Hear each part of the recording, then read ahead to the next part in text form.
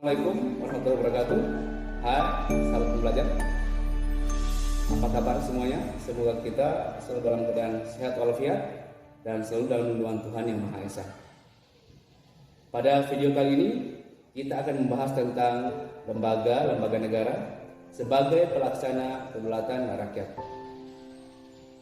Adapun tujuan pembelajarannya adalah setelah sahabat pembelajar menyaksikan video ini, sahabat pembelajar mengetahui lembaga negara yang melaksanakan kedaulatan rakyat.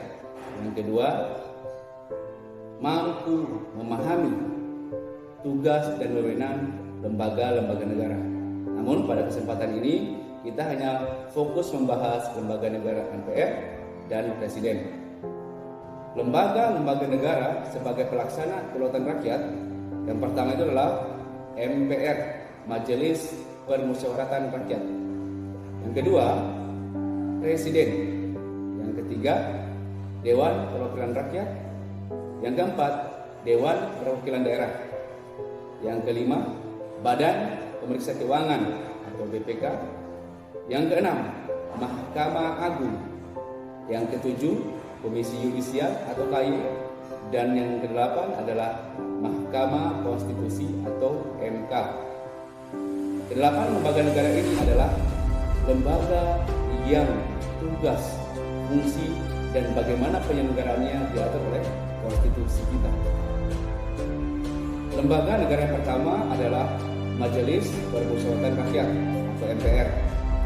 Lembaga negara ini terdiri dari seluruh anggota DPR ditambah seluruh anggota DPD yang dipilih melalui pemilihan umum atau pemilu yang dilaksanakan 5 tahun sekali, di mana DPR diusulkan oleh partai politik serta pemilu, dan DPD adalah calon perseorangan atau individual. MPR memiliki masa jabatan selama 5 tahun, dan MPR bersidang sedikitnya sekali selama 5 tahun di ibu kota negara. Adapun tugas dan wewenang MPR, yang pertama, mengubah dan menetapkan undang-undang dasar. Yang kedua, melantik presiden dan atau wakil presiden. Yang ketiga, memberhentikan presiden dan atau wakil presiden dalam masa jabatannya menurut undang-undang dasar.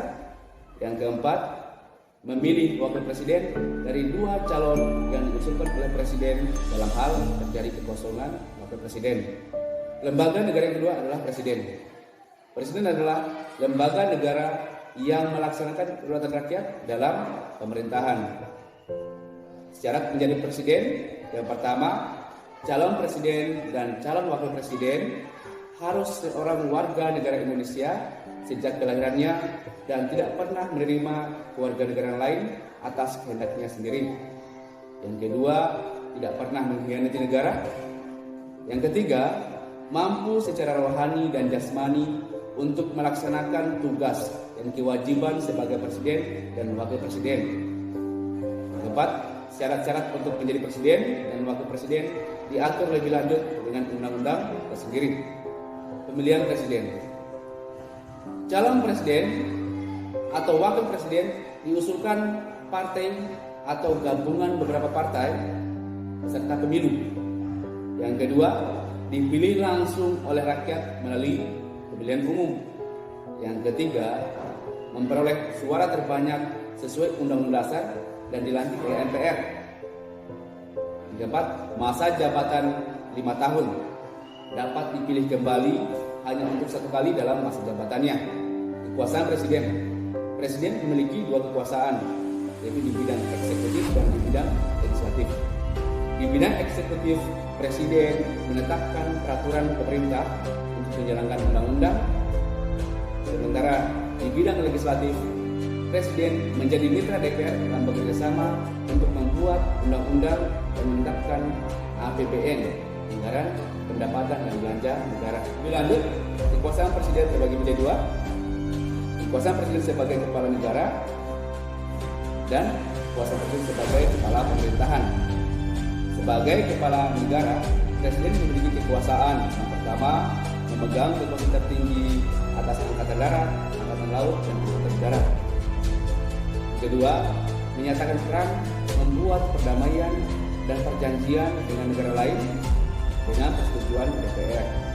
Yang ketiga, menyatakan keadaan bahaya. Yang keempat, mengangkat serta menerima duta dan konsul dengan memperhatikan pertimbangan DPR. Yang kelima, memberi gerasi dan rehabilitasi dengan memperhatikan pertimbangan Mahkamah Agung. Yang keenam, memberikan amnesti dan abolisi dengan memperhatikan pertimbangan DPR.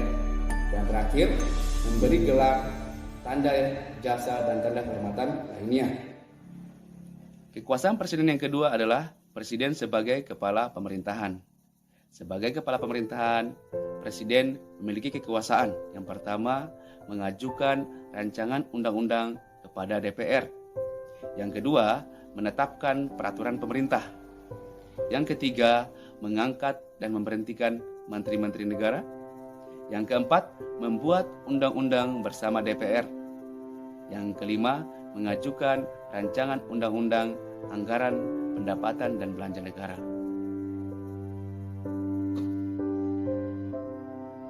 Pemberhentian presiden. Tata cara pemerintahan presiden dan atau wakil presiden menurut Undang-Undang Dasar diatur pada Pasal 7A dan Pasal 7B.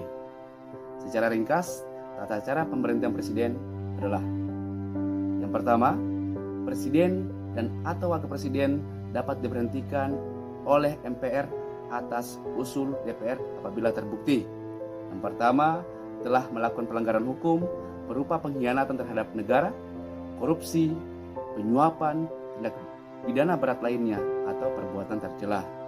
Yang kedua, tidak lagi memenuhi syarat sebagai presiden dan atau wakil presiden. Selanjutnya, usul pemberhentian presiden oleh DPR diajukan ke Mahkamah Konstitusi untuk diperiksa, diadili, dan diputuskan. Setelah itu, apabila Mahkamah Konstitusi memutuskan bahwa presiden dan atau wakil presiden terbukti salah, maka DPR menyelenggarakan sidang paripurna untuk mengusulkan pemberhentian kepada MPR. Dan terakhir, MPR bersidang untuk memutuskan usulan DPR tersebut. Apabila MPR menerima usul pemberhentian tersebut, MPR akan memberhentikan presiden dan wakil presiden sesuai dengan kewenangannya. Demikianlah tentang lembaga-lembaga negara yang kita bisa bahas pada video kali ini. Semoga bermanfaat.